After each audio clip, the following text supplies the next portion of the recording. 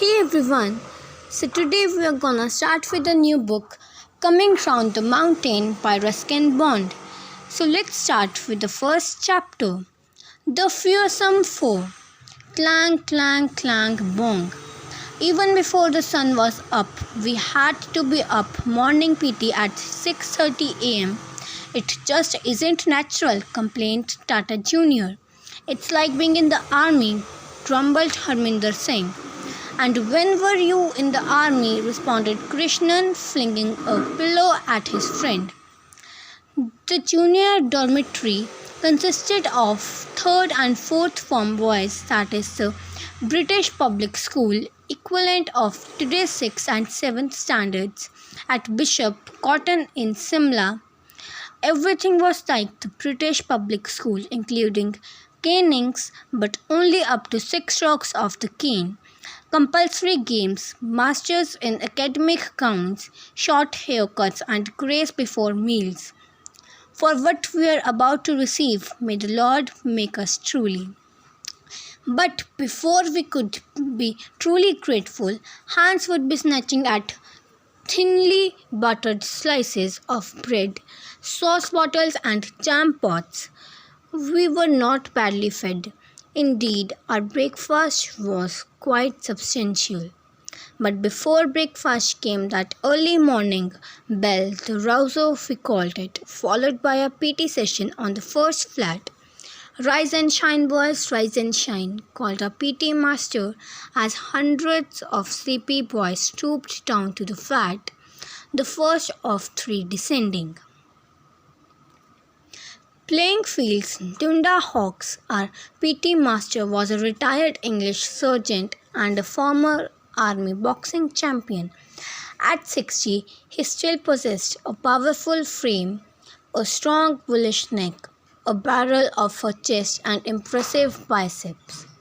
Sometimes he would demonstrate his muscular prowess by flexing his arms and making his biceps wobble about while he sang, "Pack up your troubles in your old kit bag and smile, smile, smile." Unlike the other masters, he never caned us boys, but he was never disobeyed. We were all in awe of his great strength and dignified demeanor. It was 1947 and life was about to change quite dramatically for most of us. I was turning 13 in May that year. My best friends were Azhar Khan, who was my age, Brian Adams, who was a year younger, and Cyrus Satralkar, who was the youngest. We called ourselves the Fearsome Four. Although there was nothing very fierce about us. Since the death of my father 2 years previously, I had been going through a different period, adjusting to my stepfather's home in Dehra and learning to cope with the world at large. Although a shy boy, I needed friends and I was quick to respond to those who offered me friendship. Azhar was a quite soft-spoken boy. He came from the northwest frontier province, but there was nothing unruly or rough about him, as many might have imagined. Satralkar was the smallest boy in his class. I think he was Iranian. Brian's home was in Bangalore. We were not in the least interested in each other's religions or regional backgrounds. Adults seemed to think it important, but at 13, friendship and loyalty seemed to matter more. The catalyst for our bonding was that early morning rouser for PT. For some reason or different reasons, the 4 of us overslept one morning and failed to turn up on the first flat for our exercises. Our absence was duly reported by a senior prefect and we were summoned to the headmaster's study for the usual punishment. At least 3 strokes of the cane were to be expected. Poor Satralkar had never been caned before. Adams had received several floggings. He was something of a hero in this respect. The more often you were punished, the higher your prestige in the corridors of our ancient school.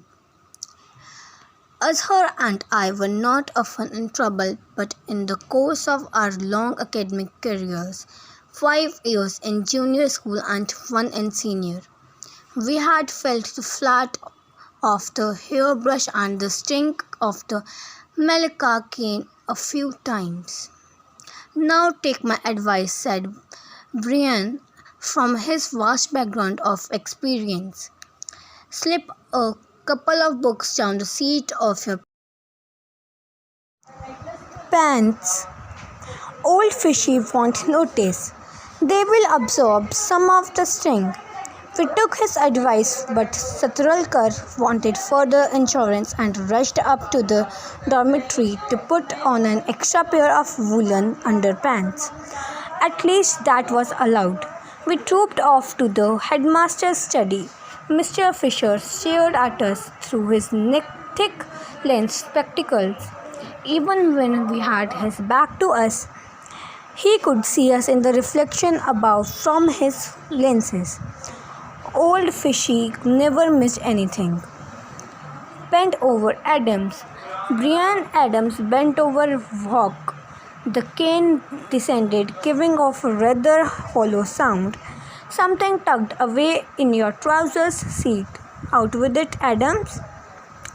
Pulling a face, Brian removed 2 exercise books from the seat of his trousers. Whack, whack. Oh, sir. The third stroke was applied with a little more energy than the first two. Next, Azhar prepared for the punishment. Fisher tapped him on the seat on his pants. Out with it, boy. Reluctantly, Azhar fished out the textbook, Shakespeare's As You Like It, with notes by Professor Agarwal. I see you are taking an interest in literature, said Fisher. Well, see if you like this too, and Azhar manfully received 3 strokes of the cane. Your turn, Bond. But first, let's have a look at what you are reading these days. A blushing Bond delved into his trousers seat and came up with a copy of The Strange Case of Dr. Jekyll and Mr. Hyde. And a hiding you shall get, said Fishy with a grin. He was enjoying himself, and that cane really stung. As Cyrus did not have any books concealed on his person, he got off with just 1 stroke of the cane. He was very brave about it. We all promised never to be late for PT again and sped off to the dormitory to display our wounds, the appearance of red and purple welts to an admiring crowd of our class fellows and dormitory mates. Brian was heading for the school record as far as Flongings went, his only rival being Tata, who was a glutton for punishment.